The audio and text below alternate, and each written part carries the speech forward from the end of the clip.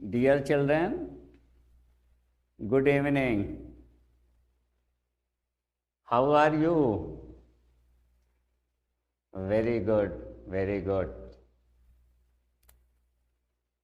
मैं पिछले वीडियो में पास्ट परफेक्ट नहीं, फ्यूचर परफेक्ट टेंस का इंट्रोगेटिव नेगेटिव सेंटेंस बता रहा था और बता ही नहीं रहा था, खत्म कर चुका। इसका मतलब ये कि प्रेजेंट के सारे पार्ट खत्म हो गए, पास्ट के भी सारे पार्ट खत्म हो गए, फ्यूचर के भी 3 पार्ट खत्म हो चुके हैं। अब हमारे पास फ्यूचर में थोड़ा सा कॉम्प्लेक्स सेंटेंस बचा हुआ है। कॉम्प्लेक्स सेंटेंस समझ रहे हो ना? जैसा कि मैं पास्ट परफेक्ट टेंस में बताया था, मिश्रित वाक्य कॉम्प्लेक्स सेंटेंस, वही फ्यूचर परफेक्ट टेंस के भी कुछ मिश्रित वाक्य हैं। ठीक है ना? वही को आज मैं इस वीडियो में बताने जा रहा हूं। देखिए ध्यान से।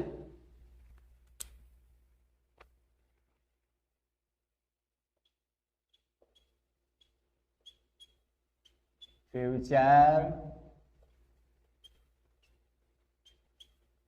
परफेक्ट टेंस का कॉम्प्लेक्स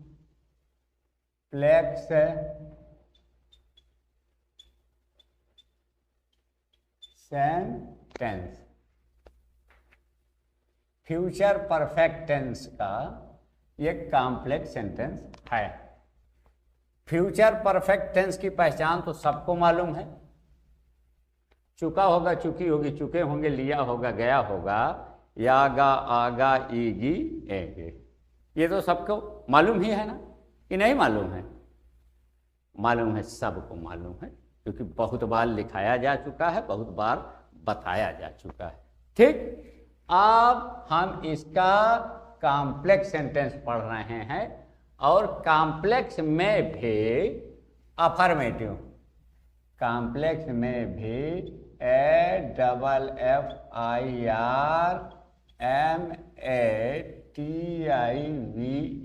अफर्मेटिव। कॉम्प्लेक्स सेंटेंस का अफर्मेटिव सेंटेंस SENTENCE। ठीक, ये देखा।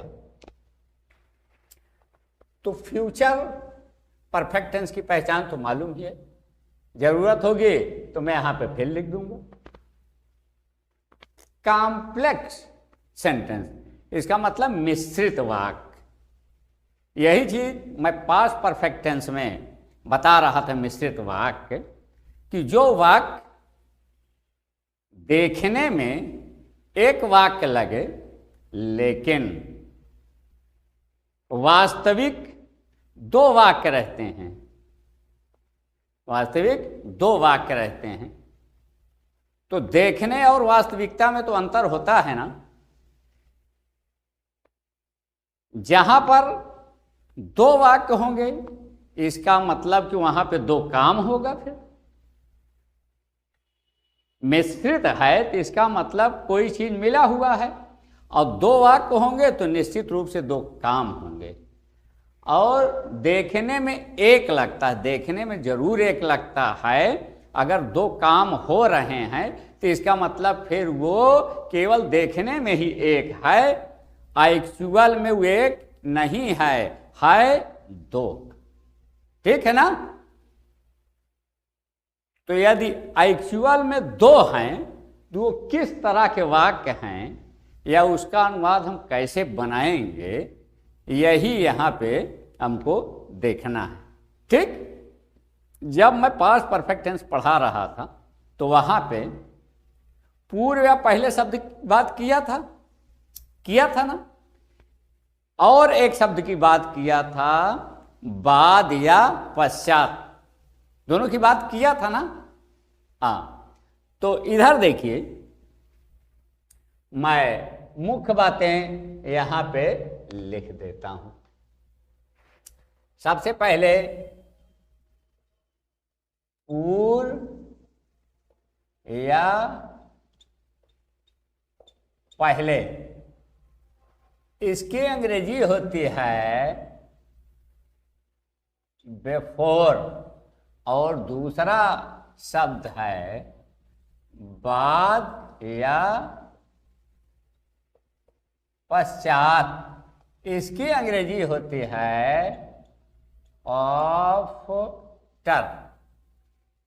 पूर्व या पहले, इसकी अंग्रेजी होती है बिफोर, बाद या पश्चात, उसकी अंग्रेजी होती है आफ्टर। ये मैं मिश्रित वाक्य की बात कर रहा हूं, जो देखने में एक लगता हो लेकिन दो हो और दो काम हो रहा हो उस वाक्य में। ये पूर्व या पहले या बाद या पश्चात, ये एक वाक्य में भी मिलता है, एक वाक्य में भी मिलता है, लेकिन एक वाक्य में ये देख लीजिए कि एक ही घटना घट रही है, एक ही काम हो रहा है, तो वहां मिश्रित वाक्य से हमसे कोई मतलब नहीं, मिश्रित वाक्य का हम नियम नहीं लागू करेंगे। ठीक है ना? तो जो सबसे प्रमुख चीज है, याद रखने की चीज है, वो ये है, जो कि मैं पास्ट परफेक्ट टेंस के जब मिश्रित वाक्य पढ़ा रहा था तो वहां पर भी ये बताया था। यहां पे मैं लिख भी देता हूं,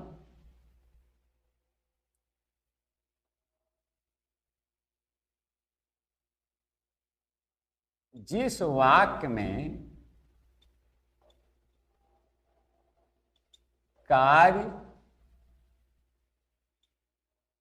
पहले हो रहा हो, जिस वाक्य में कार्य पहले हो रहा हो,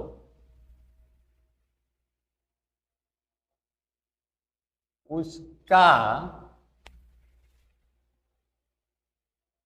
अनुवाद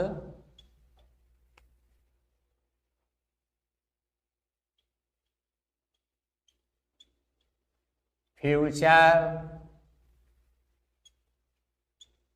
परफेक्ट टेंस में बनाएंगे। ठीक, ये नंबर 1 और नंबर 2। क्या लिखा हमने? जिस वाक्य में कार्य पहले हो रहा हो उसका अनुवाद फ्यूचर परफेक्ट टेंस में बनाएंगे। ठीक, अब हम दूसरा लिख रहे हैं, जिस वाक्य में कार्य बाद में हो रहा हो, उसका अनुवाद PRESENT प्रेजेंट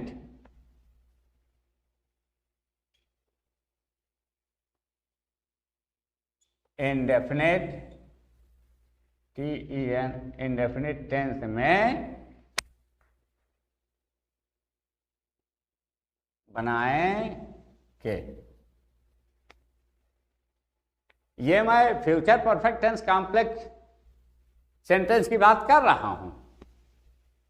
ठीक, यही चीज वहां पर भी थी, पास्ट परफेक्ट के कॉम्प्लेक्स की, लेकिन उसको मैं फिर रिपीट कर रहा हूं। ये मैं लिखा, महत्वपूर्ण चीज जो है इसमें, पूर्व या पहले शब्द आएगा या बाद या पश्चात शब्द आएगा। पूर्व या पहले की अंग्रेजी बिफोर होती है, बाद या पश्चात की अंग्रेजी आफ्टर होती है। ठीक है ना? ये भी बता चुका हूं कि देखने में इसमें एक वाक्य दिखाई देता है, लेकिन वास्तविकता क्या है, 2 वाक्य रहते हैं, और 2 वाक्य रहते हैं तो 2 कार्य होता है। जब एक रहेगा तो एक कार्य होगा, लेकिन जब दो कार्य हो रहा है तो इसका मतलब कि देखने में और वास्तविकता में अंतर है। अभी मैं वो भी समझाऊंगा, उदाहरण देकर समझाऊंगा, तब वास्तविकता समझ में आएगी। ठीक है ना। ये यहां पे लिखा, जब दो वाक्य होंगे तो वहां पे ये लिखा, देखिए, जिस वाक्य में कार्य पहले हो रहा है उसका अनुवाद फ्यूचर परफेक्ट टेंस में बनाएंगे। ये देख लिया ना। फिर दूसरे नंबर पे ये क्या लिखा, जिस वाक्य में कार्य बाद में हो रहा है उसका अनुवाद प्रेजेंट इंडेफिनिट टेंस में बनाएंगे ना। ये चीज पास्ट परफेक्ट टेंस के मिश्रित वाक्य में जब मैं पढ़ा रहा था तो वहां पे यही चीज वहां पे भी बताया था। थोड़ा सा अंतर इतना है कि जिस वाक्य में कार्य पहले हो रहा है उसका अनुवाद फ्यूचर परफेक्ट टेंस में, और जिस वाक्य में कार्य बाद में हो रहा है उसका कहें बनाएंगे पास्ट इंडेफिनिट में। ये बात समझ में आई। यहां पे हम फ्यूचर पढ़ा रहे हैं तो जिस वाक्य में कार्य पहले हो रहा है फ्यूचर परफेक्ट टेंस में, ठीक। और वहां पे क्या था, पास्ट परफेक्ट में जिस वाक्य में कार्य पहले हो रहा है उसका अनुवाद हम पास्ट परफेक्ट टेंस में बनाएंगे, ठीक। क्योंकि तुम्हें फ्यूचर परफेक्ट की भी पहचान मालूम है और पास्ट परफेक्ट की भी पहचान मालूम है। अब यहां पे आ जाइए थोड़ा सा दूसरे वाले वाक्य में, जिस वाक्य में कार्य बाद में हो रहा हो, जिस वाक्य में कार्य बाद में हो रहा है उसका अनुवाद यहां पे हम प्रेजेंट इंडेफिनिट टेंस में बनाएंगे, और पास्ट परफेक्ट में हम उसका अनुवाद पास्ट इंडेफिनिट में बनाएंगे, ठीक। बात समझ में आ गई। फ्यूचर परफेक्ट में फ्यूचर परफेक्ट और प्रेजेंट इंडेफिनिट, और वहां पे पास्ट परफेक्ट और पास्ट इंडेफिनिट। ये बात तो समझ में आ गई। दो वाक्य होंगे, ठीक है ना। दो वाक्य होंगे, उसमें अब हमें यह देखना है कि किस वाक्य में कार्य पहले हो रहा है, किस वाक्य में कार्य बाद में हो रहा है, ठीक। हाँ, तो जिस वाक्य में कार्य पहले होगा उसका अनुवाद फ्यूचर परफेक्ट टेंस में बनाएंगे, और जिसका वाक्य में कार्य बाद में हो रहा है उसका अनुवाद प्रेजेंट इंडेफिनिट टेंस में बनाएंगे। ये तो साफ है। अब अगली चीज देखिए,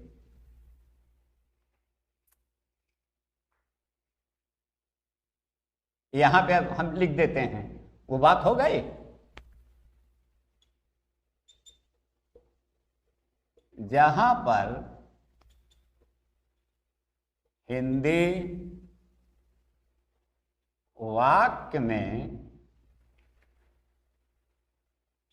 पूर्व या पहले शब्द लगा हो, पूर्व या पहले शब्द लगा हो, वहां पर पहले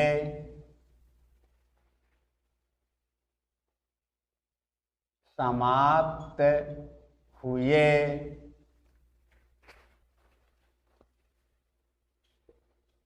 कार्य का अनुवाद पहले फ्यूचर परफेक्ट टेंस में बनाएंगे, ठीक। ये देखिए, ये चीज तो बता दिया, ये ध्यान देने की जरूरत है, ठीक है ना। दो वाक्य मिलेंगे, दोनों में देखना है कि किस वाक्य में कार्य पहले हो रहा है, किस वाक्य में कार्य बाद में हो रहा है। तो जिस वाक्य में कार्य पहले होगा उसको हम फ्यूचर परफेक्ट में बनाएंगे, जिस वाक्य में कार्य बाद में हो रहा है उसे प्रेजेंट इंडेफिनिट टेंस में बनाएंगे। ये तो बात साफ। आप इधर देखिए, अब नीचे हम क्या लिख रहे हैं, जहां पर हिंदी वाक्य में पूर्व या पहले शब्द लगा हो वहां पर पहले समाप्त हुए कार्य का अनुवाद पहले शुरुआत में ही फ्यूचर परफेक्ट टेंस में बनाएंगे। ये देखा, उसके बाद क्या करेंगे, उसके बाद क्या करेंगे, ये देखिए, ये देखिए धन, बेफोर लिखेंगे, BEFOR, ये लिखा, ये देखा, ये लिखा। उसके बाद ये देखिए फिर ये यहां पे, यहां से लिखना आप शुरू किए, यहां फिर चिन्ह हम लगा देते हैं ताकि वो कंफ्यूजन ना हो।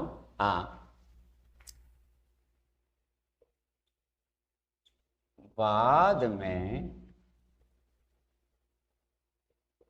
समाप्त हुए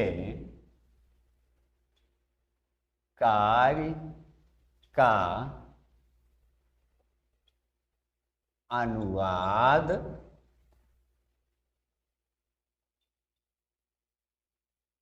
प्रेजेंट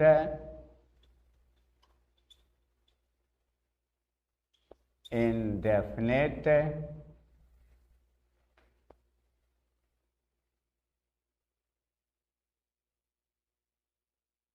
टेंस में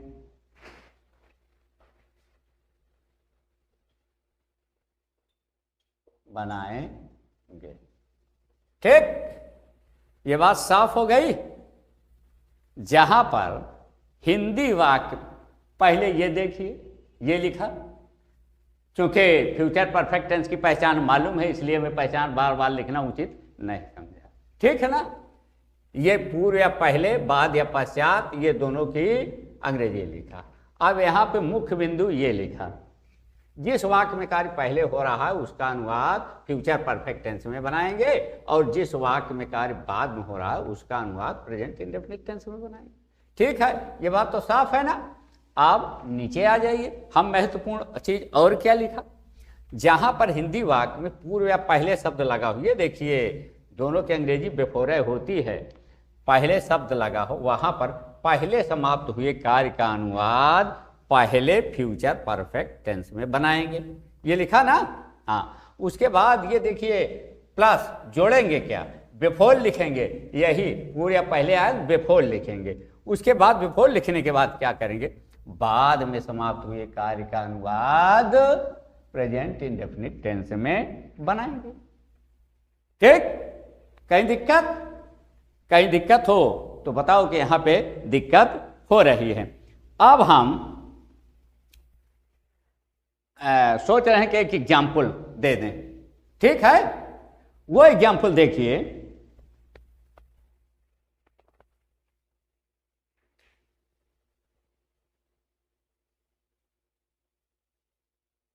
सूर्य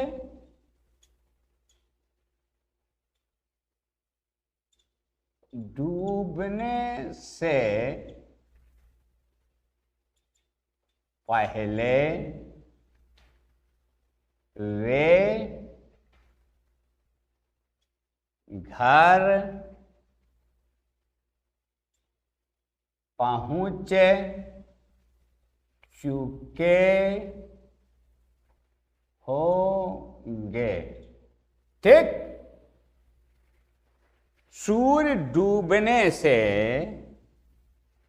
पहले वे घर पहुंच चुके होंगे। ठीक है ना, या घर जा चुके होंगे। ठीक है ना, ये देखिए, ये तो देखने में एक वाक्य है, न कहीं कामा है बीच में, न कहीं पूर्ण विराम है, सीधे यहां पे पूर्ण विराम है। ये एक वाक्य दिखाई दे रहा है ना, दिखाई दे रहा, जो मैं बता रहा था कि देखने में एक हूं, लेकिन वास्तविकता में क्या है, इस एक वाक्य में दो घटनाएं घटित हो रही, इसका मतलब दो घटनाएं घटित हो रही हैं, तो फिर दो वाक्य हैं, ये तो साफ है ना। तो अब चलिए हम देखते हैं कि इसमें वाकई में दो घटनाएं घट रही हैं।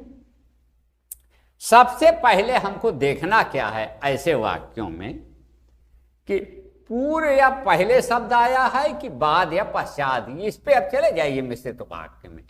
तो पूर्व या पहले शब्द, ये देखिए पहले शब्द आया है ना, पहले शब्द आया है, पहले शब्द आ गया ना, हाँ पहले शब्द आ गया। तो अब यहां पे आ जाइए, देखिए नियम लिखा है, नियम लिखा है। क्या नियम लिखा है?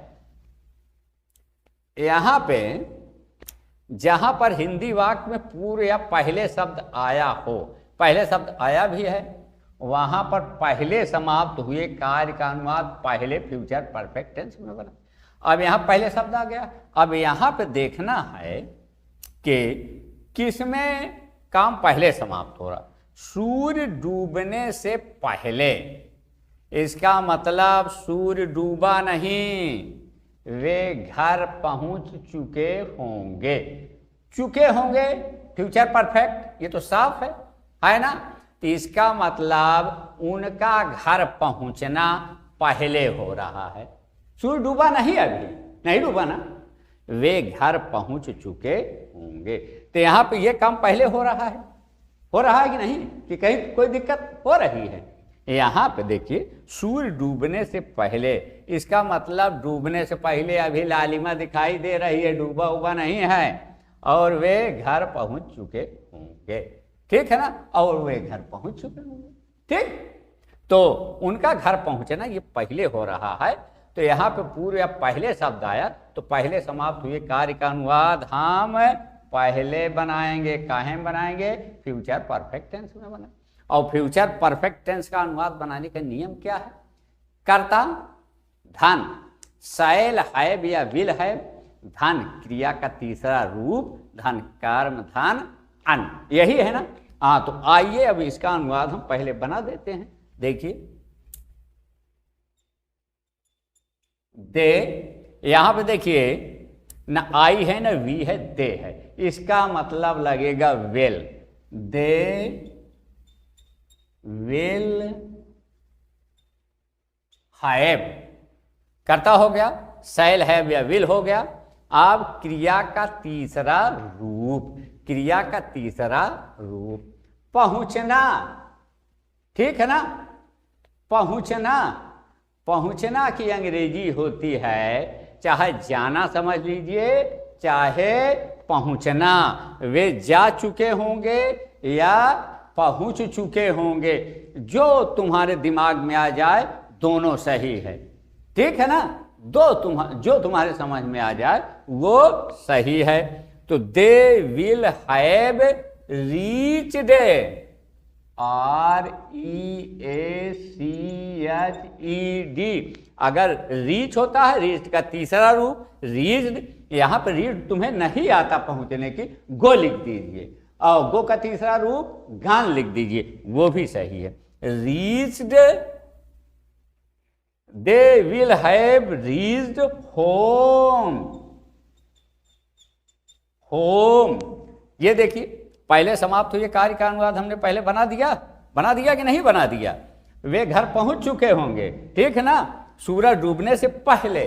ठीक है ना, अब क्या करेंगे? इसके बाद ये देखिए बिफोर लिखेंगे, ये बन गया फ्यूचर परफेक्ट में। अब क्या करेंगे? बिफोर लिखेंगे, बिफोर। अब क्या करेंगे?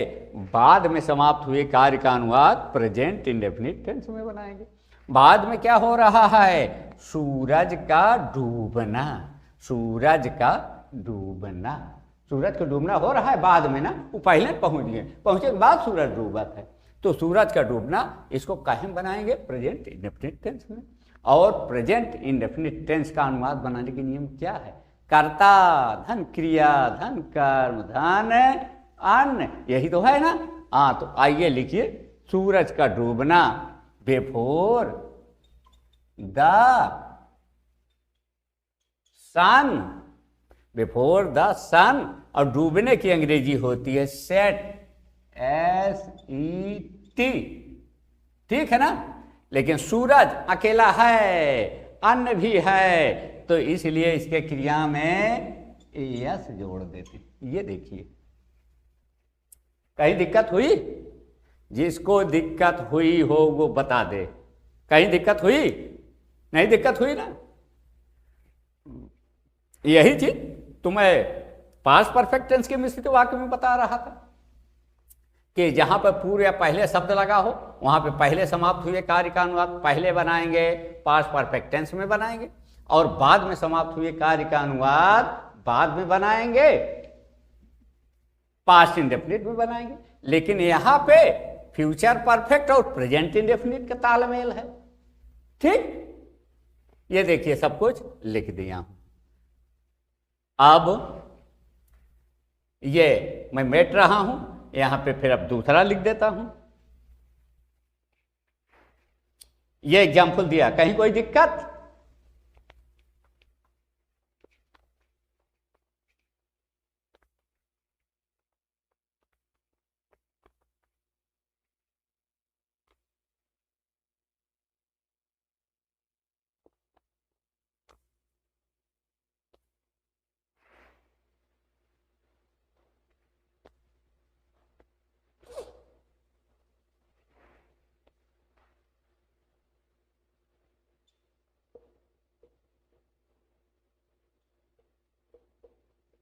जिस वाक्य में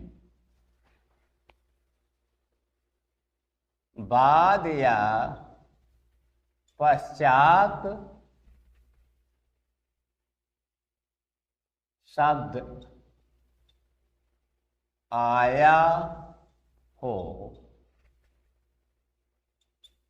वहां पर बाद में समाप्त हुए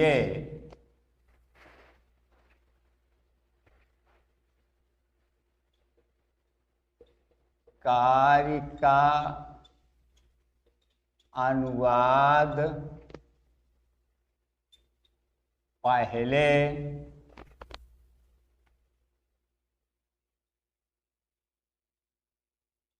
प्रेजेंट इंडेफिनिट टेंस में बनाएंगे। उसके बाद ये देखिए, बाद या पश्चात लगा हो तो वहां पे बाद में समाप्त हुए कार्य का अनुवाद पहले बनाएंगे, प्रेजेंट इंडेफिनिट टेंस में ये देखिए, उसके बाद प्लस किया, फिर ये देखिए यहां पे भी हम प्लस कर देते ताकि कंफ्यूजन ना हो।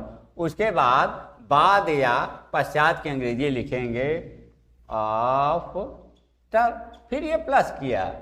उसके बाद क्या करेंगे, प्लस करने के बाद पहले समाप्त हुए कार्य का अनुवाद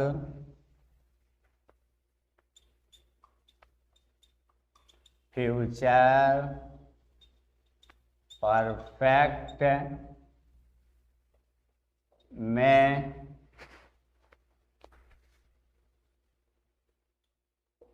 बनाएंगे। ये देखा, सबसे पहले यही ध्यान देने की जरूरत है कि मिश्रित वाक्य में पूर्व या पहले लगा है कि बाद या पश्चात लगा। पूर्व या पहले लगा है तो देख लीजिए किस वाक्य में काम पहले हो रहा है उसको पहले बना दीजिए, ये फ्यूचर परफेक्ट। ठीक, बाद या पश्चात लगा हो तो वहां पे बाद में समाप्त हुए कार्य का अनुवाद पहले बना देंगे, प्रेजेंट इंडेफिनिट टेंस में बना देंगे, और उसके बाद आफ्टर लिख के पहले समाप्त हुए कार्य का अनुवाद फ्यूचर परफेक्ट टेंस में बनाएंगे। ये बात साफ हो गई? यहाँ पे जो लिखा, यहाँ पे जो लिखा साफ हो गई कि नहीं साफ हो गई? अब हम यहाँ पे भी एक उदाहरण दे देते हैं तुम लोग। ठीक,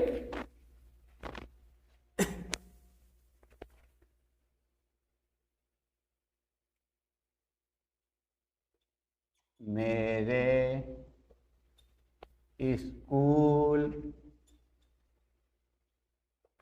जाने के बाद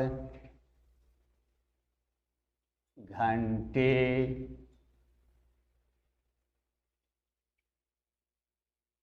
बजी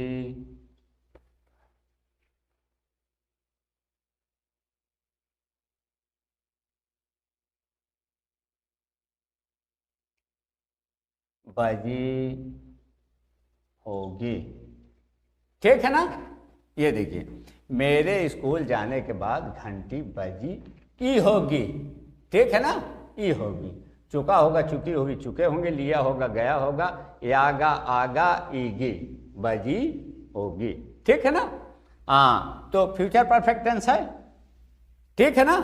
आप फ्यूचर परफेक्ट टेंस है तो यहां पे देख लीजिए, इस हिंदी वाक्य में पूरे पहले तो नहीं आया, नहीं आया, बाद आया। ये देखिए बाद आया, तो अब बाद आया है। तो जिस वाक्य में कार्य, यहां पे लिखा ना कि जिस वाक्य में कार्य, जिस वाक्य में बाद या पश्चात आया हो, वहां पे बाद में समाप्त हुए कार्य का अनुवाद पहले प्रेजेंट इंडेफिनिट टेंस में बनाएंगे। अब इसमें देखिए कि किस वाक्य में कार्य पहले हो रहा है, किसमें बाद हो रहा है, लेकिन बाद वाले को पहले लिखना है। मेरे स्कूल पहुंचने के बाद, इसका मतलब मैं ठीक समय पे, जो स्कूल खुलने का समय है उसके पहले ही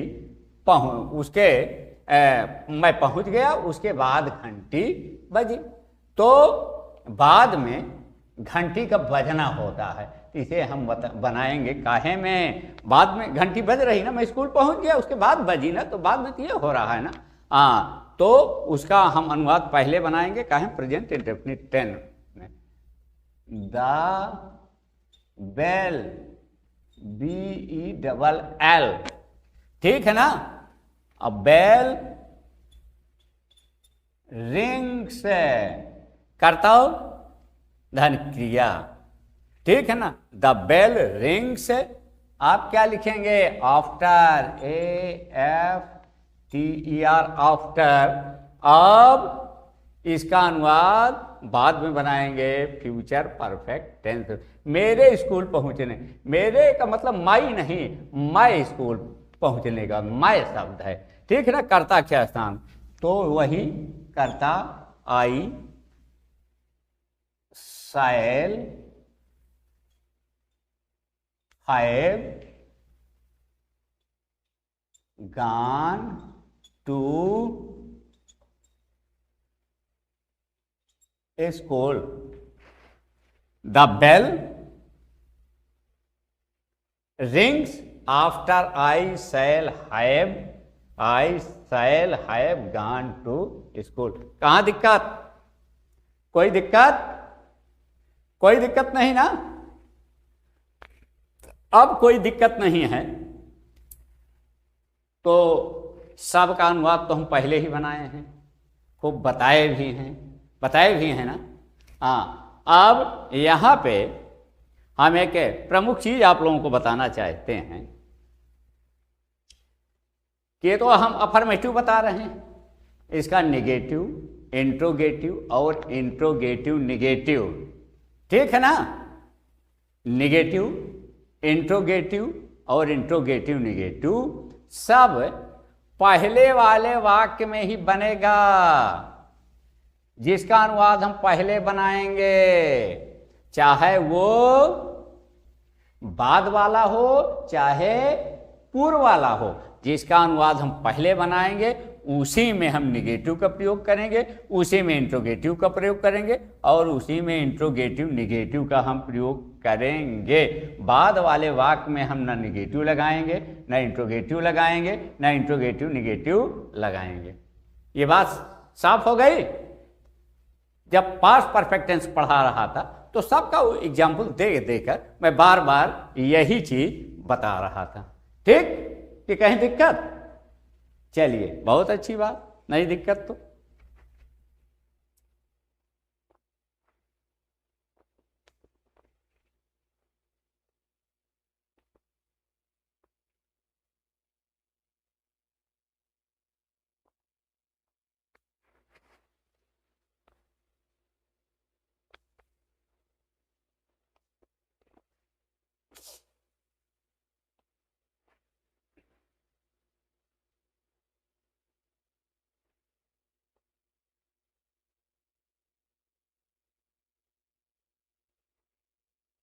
एक हम उदाहरण यहां पे उसका दे रहे हैं।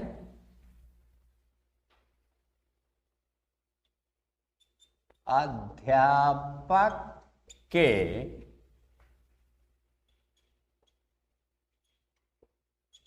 कक्षा में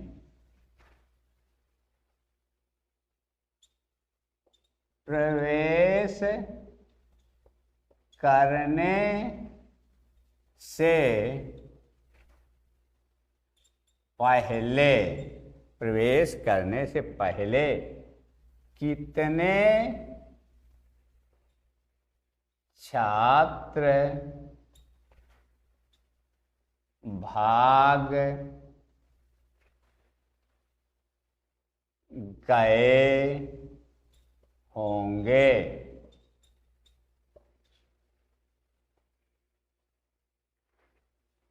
ठीक,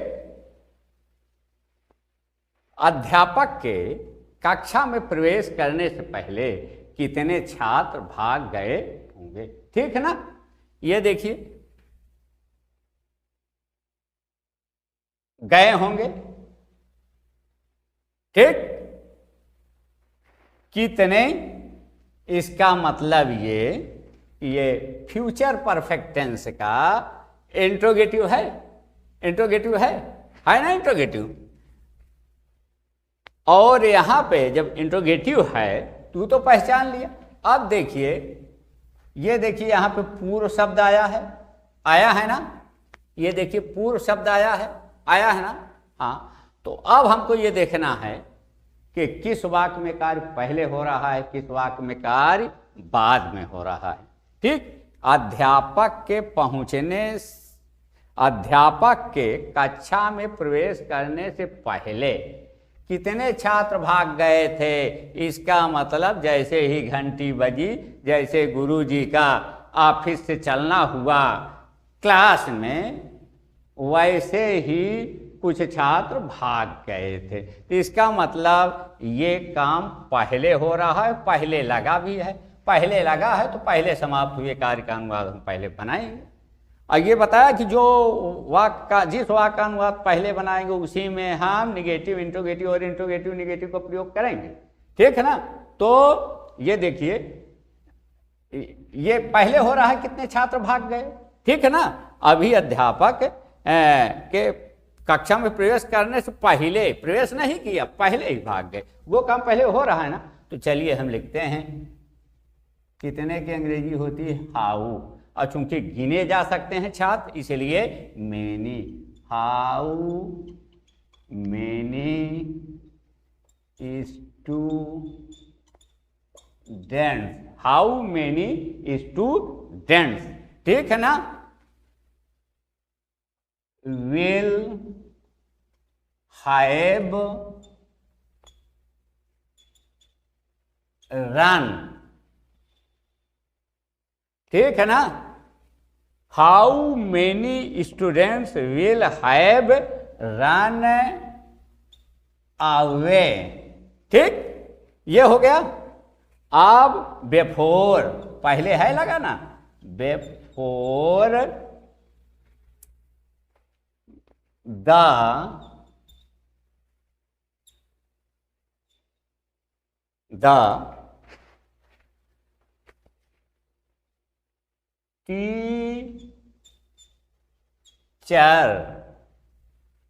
टीचर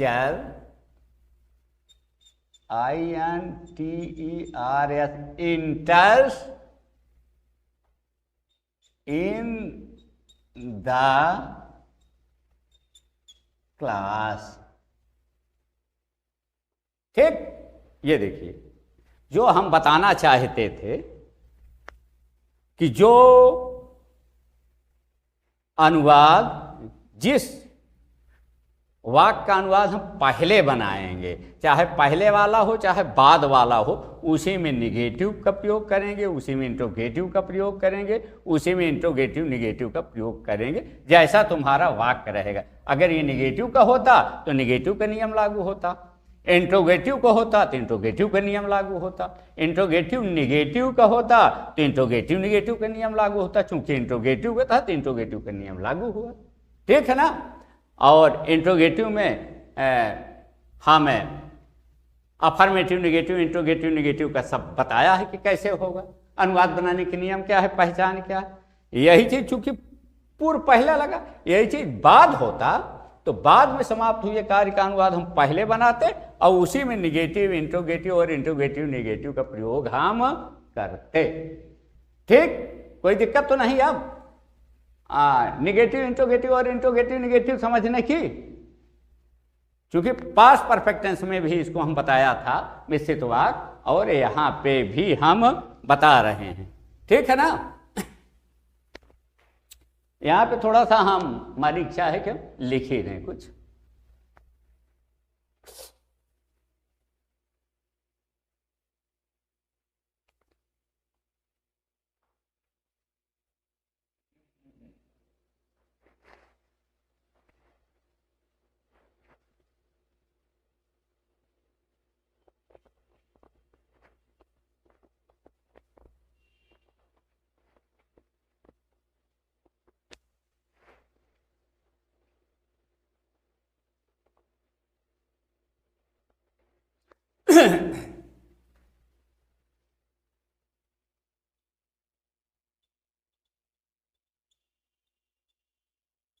निगेटिव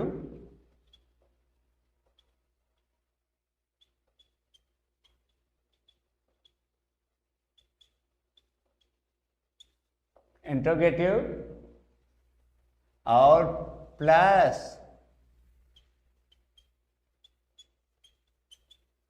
इंट्रोगेटिव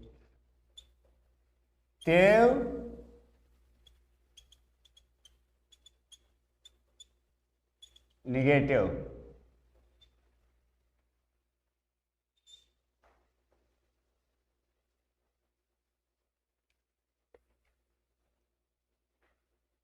इसे हम लिख देते हैं, जिस वाक्य का अनुवाद पहले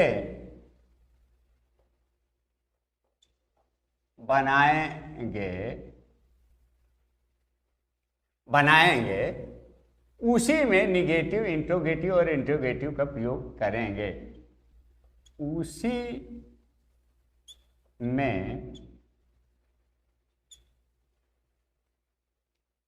उसी में इनका नियम प्रयोग किया जाएगा। ठीक,